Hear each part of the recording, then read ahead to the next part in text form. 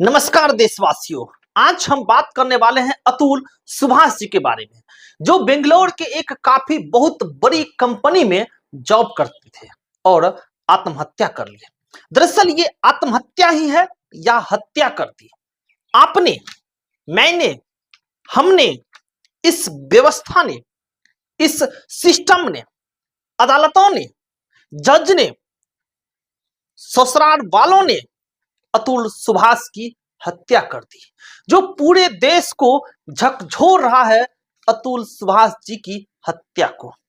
आज मैं देश के तमाम लोगों से, देश के बुद्धिजीवी लोगों से आज मैं कई सवाल पूछ रहा हूं, और हो सकता है कि मेरे सवाल पूछने से कितने लोगों को दिक्कत हो सकता है कि कितने लोग कमेंट्स में आकर गलत सलत बोल सकते हैं, लेकिन आज हम देश के बुद्धिजीवी से, देश के सर्वोच्च न्यायालय से, देश के हाई कोर्ट से, डिस्ट्रिक्ट कोर्ट से, तमाम जजों से, तमाम देश के बुद्धिजीवी लोगों से मैं सवाल, जो अतुल और सुभाष केस के बारे में जानते हैं, अतुल सुभाष जी की आत्महत्या कैसे हुई उसके बारे में पूरे देश जानते हैं। चलिए फिर भी मैं कुछ बता देता हूं। अतुल सुभाष जी जो कि बिहार के समस्तीपुर जिला के रहने वाले थे और बेंगलोर के एक बड़ी कंपनी में जॉब करते थे। इनका विवाह उत्तर प्रदेश के जौनपुर में हुआ था और पत्नी से कई सारे मुद्दों को लेकर केस चल रहे थे। अब जो है अतुल सुभाष आत्महत्या कर चुके हैं। करीब 60 घंटा से भी ज्यादा वक्त बीत चुके हैं अतुल सुभाष जी की आत्महत्या की। लेकिन जो अतुल सुभाष जी 24 पन्ने के पत्र लिखकर गए सुसाइड करने से पहले, लगभग 80 मिनट का वीडियो बनाकर गए कि कैसे एक पुरुष को प्रताड़ित किया जा रहा था, कैसे वो घुट घुट कर जी रहा था। क्या आप उस मरहम को समझ पाएंगे? कैसे वो घुट घुट कर जी रहे होंगे दिन बाय दिन, आप इस मरहम को समझ पाएंगे? 24 पन्नों का सुसाइड लेटर है, करीब 1.5 घंटा का वीडियो है। अब सोचिए, वो बेंगलोर में जॉब करते थे। 120 बार जौनपुर में केस का हेडिंग हुआ है और 40 बार अतुल सुभाष जी वो जौनपुर पहुंचे हैं। टोटल 9 केस थे अतुल सुभाष जी पर। सुभाष जी की पत्नी बेबुनियाद जो है वो केस कर दिए थे, जो कि साफ साफ देखने से भी पता चल रहा था कि ये केस झूठा है। अब मैं आता हूं उस पॉइंट पे जो मैं देश के बुद्धिजीवी लोगों से सवाल पूछना चाहता हूं। क्या पुरुष एटीएम का मशीन है? मेरा पहला सवाल है देश के तमाम जजों से, देश की इस न्यायिक व्यवस्था से, देश की इस कानून व्यवस्था से, कि क्या पुरुष एटीएम का मशीन है? क्या पुरुष को दर्द नहीं होता है? आप बताइए, मैं पूछना चाहता हूं। क्या मेंटेनेंस के नाम पर पुलिस को लूटा नहीं जाता है? क्या मेंटेनेंस के नाम पर पुरुष को टॉर्चर नहीं किया जाता है? क्या पुरुष को दर्द नहीं होता है? पुरुष क्या कोई निर्जीव वस्तु है? आप हमें यह बताइए। मैं पूछना चाहता हूं देश की कानून व्यवस्था से, क्या पुरुष के पास अधिकार है? आप बताइए। पुरुषों के ऊपर एक टैग लाइन लग गया है कि भारत देश एक पुरुष प्रधान देश है, लेकिन असली में यह भारत देश एक पुरुष प्रधान देश नहीं, एक महिला प्रधान देश है। महिला अगर थोड़ी सी पुलिस में जाकर कंप्लेन कर दे, बिना किसी जांच का, बिना किसी सबूत का, पुरुष को गिरफ्तार कर लेते हैं और जेल भेज देते हैं। यही हमारी न्यायिक व्यवस्था है। ये कहां तक सही है? मैं पूछना चाहता हूं, देश में न्याय मिलता है क्या? क्या देश में कोर्ट कचहरी में न्याय मिलते हैं क्या? क्या चप्पल नहीं खा जाते हैं इस न्यायिक व्यवस्था में?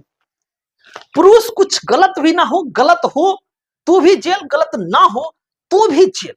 आप बताइए। लेकिन महिला अगर गलत भी हो तो महिला को कोई सजा नहीं। इसलिए करें, इस देश में कानून जो है ना, वो सिर्फ और सिर्फ जो है पुरुषों के लिए बनाया गया है। महिला के लिए इस देश में कानून नहीं बनाया गया।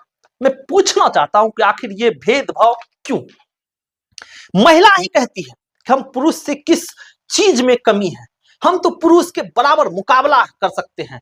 तो मैं पूछना चाहता हूं देश की न्यायिक व्यवस्था पर बैठे लोगों से, तो समान कानून क्यों नहीं बनते हैं? क्यों महिला को कानून में ज्यादा अधिकार मिला हुआ है, क्यों पुरुष को जो है कम अधिकार मिला हुआ है? मैं पूछना चाहता। और सबसे बड़ी बात, जब कोई महिला तलाक की अर्जी लगाती है तो सबसे पहले मेंटेनेंस चाहिए उसको। बच्चे की मेंटेनेंस अलग चाहिए और उस महिला की मेंटेनेंस अलग चाहिए। अगर वह महिला 1 लाख रुपया प्रति महीना कमा भी रही है ना, तो अगर उसका पुरुष 20,000 रुपया प्रति महीना कमा रहे हैं तो फिर भी पुरुष से ही उस महिला को मेंटेनेंस चाहिए। बताइए ये कहां तक सही है? सिस्टम ने जो है अतुल सुभाष को मार डाला है। जौनपुर के जज ने जो है अतुल सुभाष को मार डाला है। बिना जांच किए हुए किसी को गिरफ्तार कर लिया जाता है। क्या यही हमारी देश की न्यायिक व्यवस्था है? हम मानते हैं नो डाउट कि बहुत सारी ऐसी घटनाएं होती है जहां पर कि पुरुष का गलती होता है। मैं पूछना यह भी चाहता हूं, क्या आज तक कभी सुने हैं कोई पुरुष अपने पत्नी के बारे में थाने में जाकर रिपोर्ट लिखवाए हैं, केस किए हैं? कभी नहीं। लेकिन ये हजारों ऐसी घटना आपको सुनने को मिलेगा कि कोई महिला जो है अपने पति के ऊपर जो है केस कर देती है। लड़की अगर सिर्फ कह दे ना कि हमारे पति ऐसे कर रहे हैं वैसे कर रहे हैं, तो उसके पति को गिरफ्तार कर लिया जाता है, क्योंकि उसका कोई संवैधानिक अधिकार ही पुरुष के पास नहीं है। तो मैं ऐसे कानून को क्या कहूं? सच में कानून अंधा है, सच में न्यायिक नहीं मिलता है, न्यायिक व्यवस्था नहीं है, देश में न्याय नहीं मिलता है। महिला कुछ भी कह दे वही पुलिस मान लेती है और आरोपी हो जाते हैं पुरुष। बताइए यही हमारी न्यायिक व्यवस्था है? मैं पूछना चाहता हूं, और अगर कानून सबके लिए बराबर है तो लड़की द्वारा दहेज का आरोप लगाने पर बिना जांच किए हुए पुलिस क्यों लड़के को उठा लेते हैं, क्यों पुरुष को उठा लेते हैं? क्या यह गलत नहीं है? यह कहां तक सही है कि अगर लड़की सिर्फ ये जाकर कह दे कि हमारे साथ जो है अननेचुरल तरीके से सेक्स किया गया है, तो उसको गिरफ्तार कर लिया जाता है। सिर्फ ये कह दे कि दहेज प्रथा का केस लगा दे तो उसे गिरफ्तार कर लिया जाता है। ये कहां तक सही है न्यायिक व्यवस्था में? मैं पूछना चाहता हूं। और मेंटेनेंस के नाम पर पुरुष को लूटा जाता है। अब शादी एक बिजनेस बन चुका है और हमेशा इस मेंटेनेंस में जो है ना लड़का पीसता है। इस अधिकार जो मिला हुआ है महिलाओं को, अब उसका कहीं ना कहीं जो है मिसयूज कर रहा है, उसका गलत तरीके से उपयोग कर रहे हैं। क्या सच्चाई नहीं है कि आज की समाज में महिलाएं को जो कानून मिला हुआ है उस कानून का महिला जो है दुरुपयोग कर रही है? महिला जो है कानून का फायदा उठाकर सीधे पुरुष को जेल भेजा रहे हैं। महिला सिर्फ इतना कह दे पुलिस को जाकर कि डोमेस्टिक वायलेंस हुआ है हमारे साथ, तो पुलिस आकर के उठा लेती है 498 ए में। बताइए क्या पुरुष के पास अधिकार है? उल्टे लोग कहते हैं कि ये पुरुष प्रधान देश है। बताइए ना, अतुल जी का जहां पर केस चल रहा था जानपुर में, वो जज भी बिकी हुई थी।